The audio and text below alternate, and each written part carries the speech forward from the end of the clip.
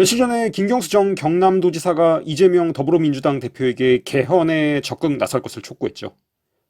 김경수 전 지사는 자신의 페이스북에 국민의 불안을 해소하는 개헌에 대해 민주당이 소극적일 이유가 없다며 이번 탄핵의 종착지는 이 땅의 내란과 계엄이 다시는 원천적으로 불가능하게 만드는 개헌이 되어야 한다고 썼어요.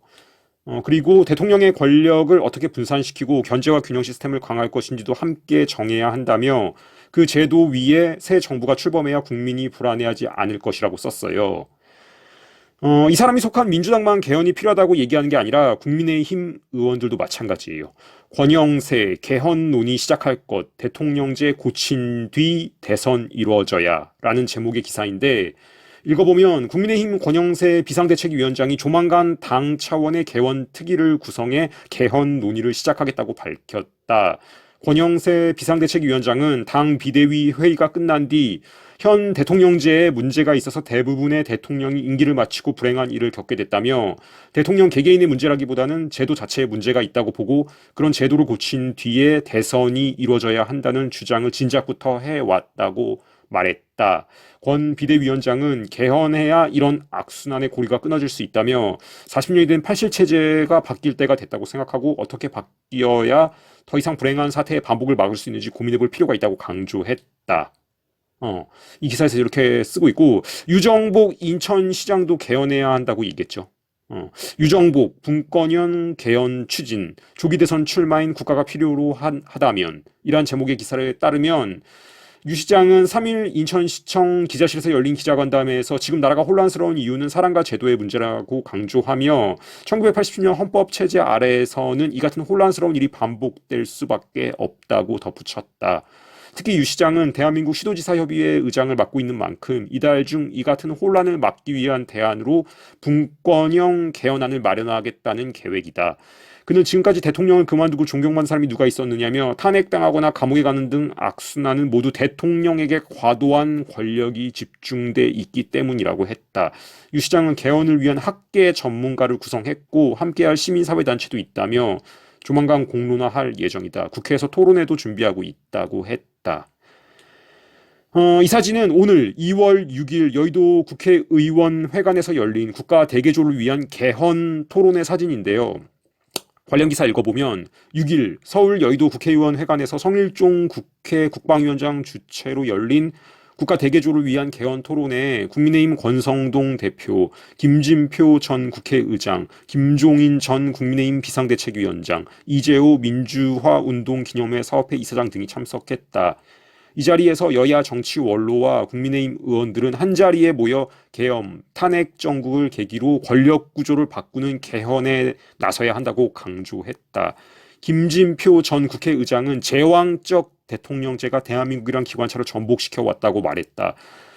김 의장은 현재의 정치적 위기를 개헌의 계기로 삼아야 한다며 대선 전 개헌이 가장 바람직하지만 최소한 대선과 개헌 국민 투표를 함께 진행해 다음 대통령 임기를 3년으로 조정한 뒤 국회의원 선거와 대통령 선거를 일치시켜야 한다고 주장했다. 이 사람이 말한 방식이 일루미나티가 선호하는 방식으로 보이네요. 대선과 개헌 국민 투표를 함께 진행하는 것. 이 토론회에 참석한 김종인 전 국민의힘 비상대책위원장의 발언을 중점적으로 보도한 기사인데 읽어보면 여당이 내주 개헌특위 출범을 예고한 가운데 정치권 원로들은 12.3 내란 사태로 또다시 반복된 탄핵 사태의 돌파구는 개헌이라고 입을 모았다. 특히 차기 대권주자들이 이를 공약으로 내걸어야 한다고 강조했다. 김종인 전 국민의힘 비상대책위원장은 대한민국이 다시 탄생하기 위한 정치적 변화를 위해서는 반드시 개헌이 이루어져야 한다며 의회와 정부가 같이 가는 내각제가 가장 안정적 모델이라고 주장했다. 자기 속에 있는 거 솔직하게 말하죠. 기사 계속 읽으면 또 당장은 이 사안이 국민들에게 가닿지 않겠지만 조기 대선 레이스가 본격화되면 개헌 의제를 먼저 꺼내는 후보가 유리할 거라 전망했다. 김 전 위원장은 개헌을 위한 절차상의 모든 문제는 오랜 시간이 걸릴 게 없다며 다음 대통령 선거에 출마하는 사람이 개헌에 대해 분명히 약속해야 한다고 촉구했다. 대선 주자들에게 이러한 대국민 약속을 사실상 강제해야 한다며 언론의 역할 등도 강조했다. 지금 우리나라가 이런 상황이에요. 이 토론회에는 권성동 국민의힘 원내대표도 참석했는데 이 사람의 발언을 소개하면 권 원내대표는 87 체제 이후 8명의 대통령 중 성공한 대통령이 누가 있는지 선뜻 대답하지 못할 것이라며 이건 사람의 문제가 아니라 제도의 문제가 있다는 방증이라고 개헌의 필요성을 역설했다. 당내에선 내각 책임제와 이원 집정부제, 4년 중임제 등이 거론되고 있다며 최근 수도권 집중 완화를 위한 상하원 양원제 도입의 필요성도 언급했다. 이 사람은 지금 상원까지 만들어서 국회의원 숫자를 늘리자는 소리인데 뭐 할 말이 없고 이 기사는 김동연 경기도지사가 개헌을 주장한 것을 보도한 기사인데 읽어보면 김동연 경기지사는 13일 탄핵 정국 이후 대한민국 정치에 나아갈 길과 관련해 개헌을 통해 제7공화국을 출범해야 한다고 주장했다.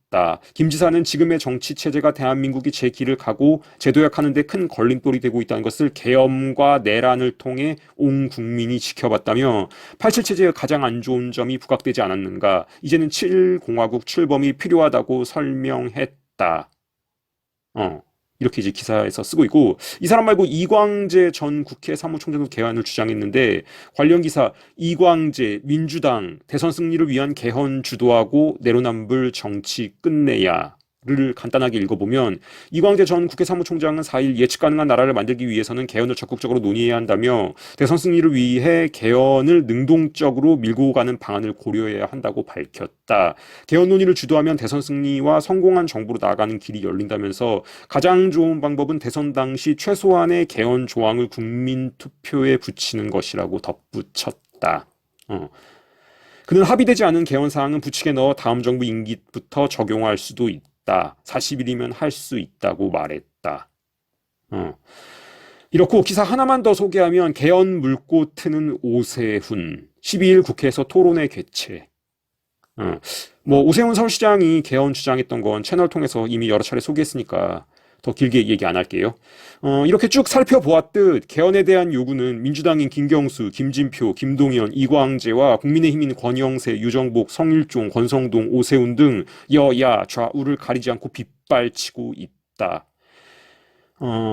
짜여진 각본대로 가고 있고 이 와중에 한국사 강사인 전한길 씨가 탄핵 반대를 외치며 선관위와 헌법재판소를 비판하면서 많은 사람들이 관심을 갖고 있죠. 음모론자라는 소리까지 들으면서도 계속 목소리 내고 계신데 이분을 통해 선관이나 헌법재판소 관련해서 대중들이 알아야 할 진실이 많은 사람들에게 알려지게 된 것은 바람직한 일이라고 생각하고 근데 이분은 선관이나 헌재, 민주당이나 국민의힘을 포함한 국회 위에 있는 더 상위의 힘은 모르시는 것 같아요. 시크릿 소사이티에 대해서 모르면 지금 벌어지고 있는 일들의 본질에 대해서 정확하게 알 수 없는데 말이죠.